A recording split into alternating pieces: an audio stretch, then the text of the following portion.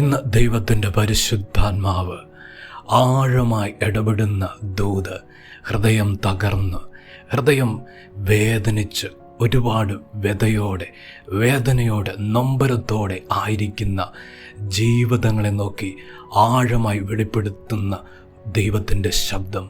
കാരണം കൂടാതെ പലതും സഹിക്കേണ്ടി വരുന്നു.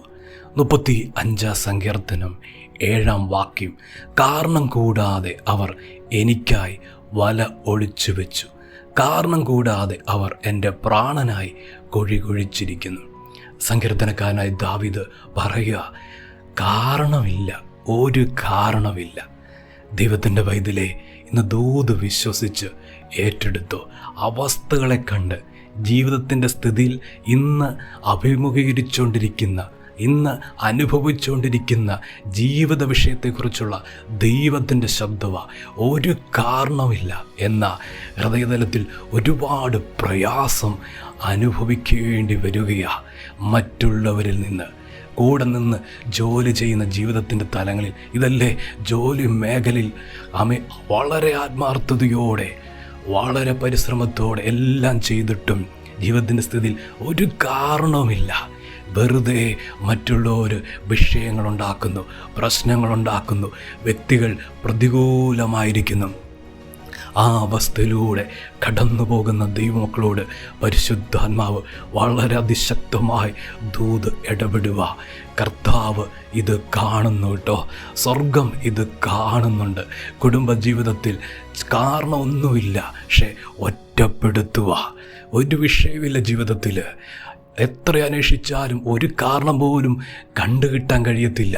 എന്നാലും കുടുംബജീവിതത്തിൽ വിള്ളലുകൾ, കുടുംബജീവിതത്തിൽ ഇപ്രകാരം ഒത്തിരി പ്രയാസങ്ങൾ അനുഭവിക്കുന്ന, അത് സഹിച്ച്, ഒരു കാരണമില്ലാതെ സഹിച്ച് ഇന്നും കുടുംബത്തിൻ്റെ അകത്തളങ്ങളിൽ ആയിരിക്കുന്ന ദൈവത്തിൻ്റെ വൈതലേ, സ്വർഗം കാണുന്നു.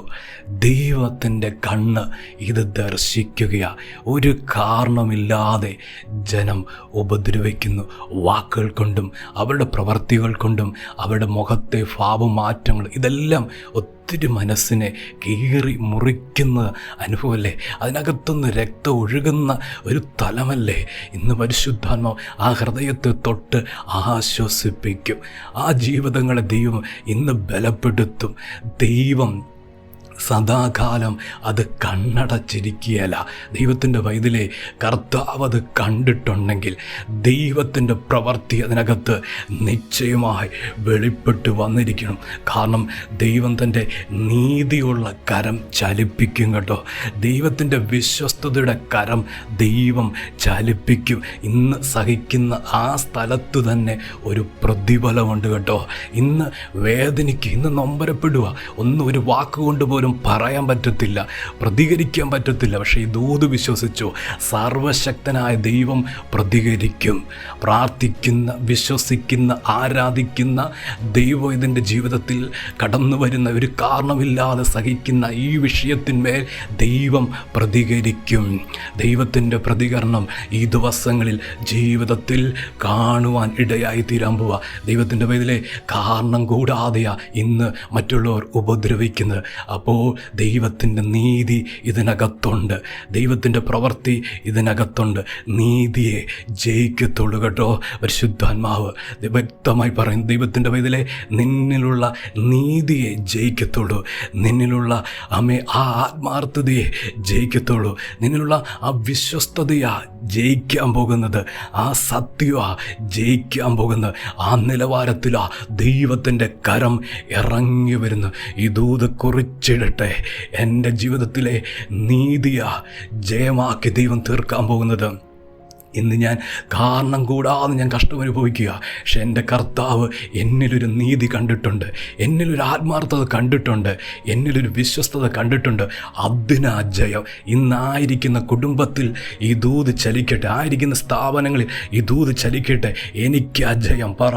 ഇന്ന് പകൽ വിശ്വാസത്തോടെ ഈ ദൂത് ഏറ്റെടുത്തോ.